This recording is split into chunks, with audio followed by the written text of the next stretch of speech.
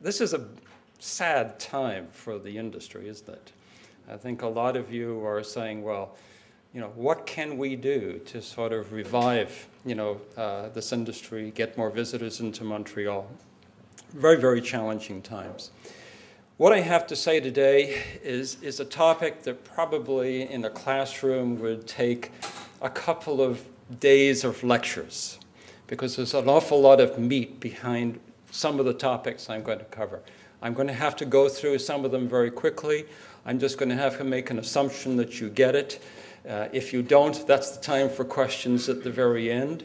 And I will put in a plug that if any of you want to contact me afterwards to get clarification on anything, feel free. Okay. One of the things that I do in my life is for the last 10 years or so, I have written the hotelier hospitality market report. And I'll tell you that I don't think there's been any time that's been worse than what it was in 2009. And I think most of you can agree with that. Having said that, a lot of business people, a lot of hoteliers have worked very, very hard at trying to create efficiencies within the business to protect the bottom line. I think that's something that you can stand proud of.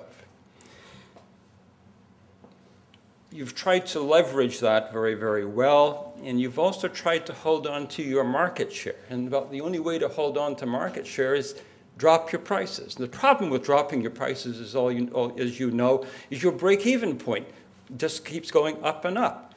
And it's a no-win game. And what we're trying to find today is a win-win game. That is really the strategy that we're trying to sort of achieve. It's part of what is called game theory. If any of you are economists, you know what game theory really is. But that's what we're trying to achieve, a win-win situation. Having said that, this is what can we do? And I think a lot of the answers revolve around business model innovation. And I'm going to explain that in some detail as much as I can. Let's begin, however, with some statistics.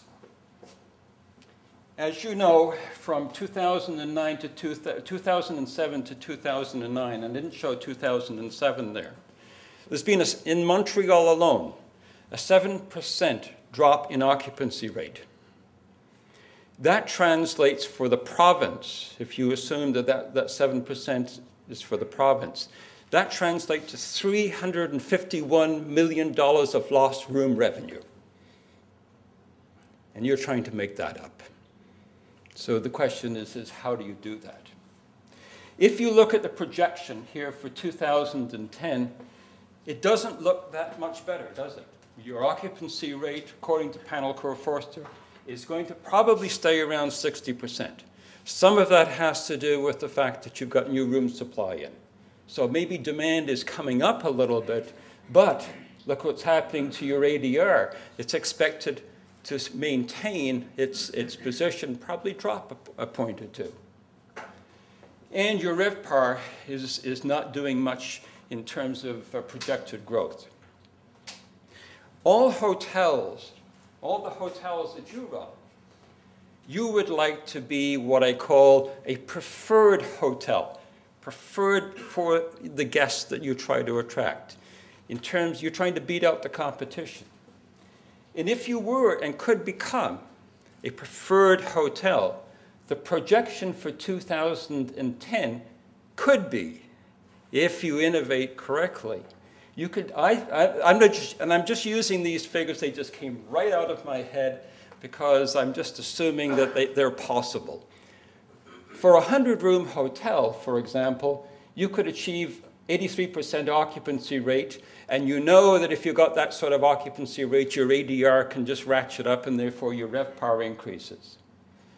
And I'm saying that that type of hotel that's preferred, you're going to be probably developing very, very strong relationships with your guest. And if you do that, and you can create additional revenue on top of your room and food and beverage revenue, I'm saying you can achieve a RevPAR on a per-person basis of $190. Compare that, to these other figures here. You've got a very, very profitable hotel, and you've got shareholders who love you to death.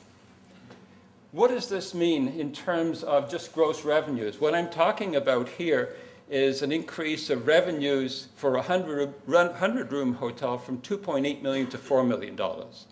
And if you take a look at on a basis of a corporation, and a corporation, let's say a corporate person or a company brings in, say, 25 people, you can, I think, compare the preferred hotel to the projected amount for just an average occupancy hotel.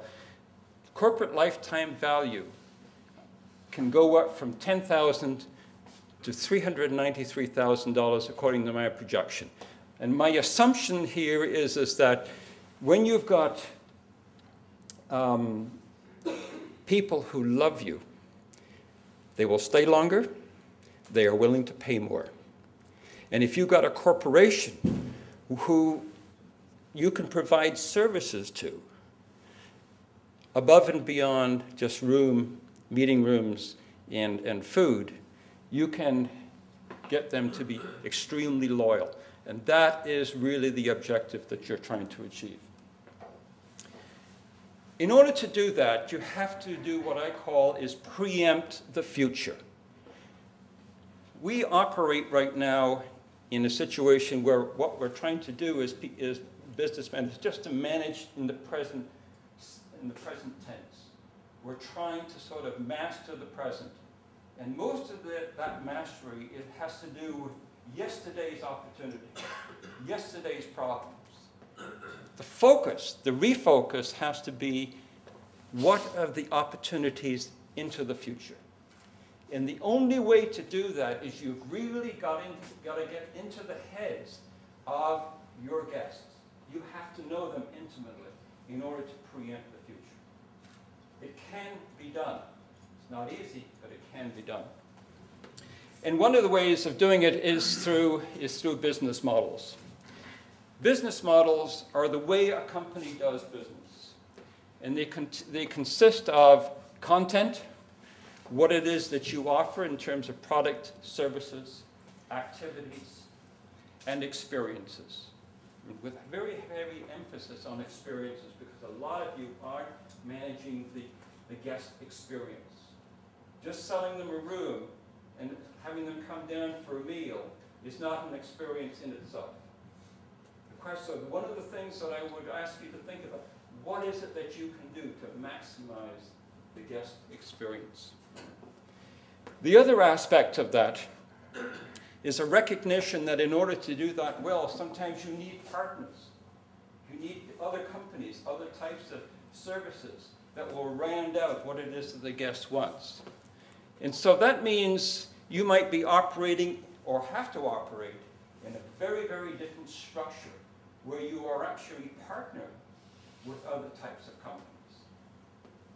One of the examples of that is in Saturday's Globe and Mail. And this is on the communications, but it's Shaw plots a new path with CanWest.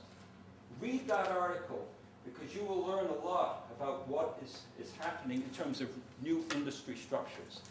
And what I'm suggesting to you is that maybe the hotel industry needs a new industry structure. And that can be something that you develop individually with partners. Who controls that structure? Right now, hotels are losing control of the structure of their industry. They've given away an awful lot of power as a result of being out of control of the whole reservation system. You're paying money to all of these other companies.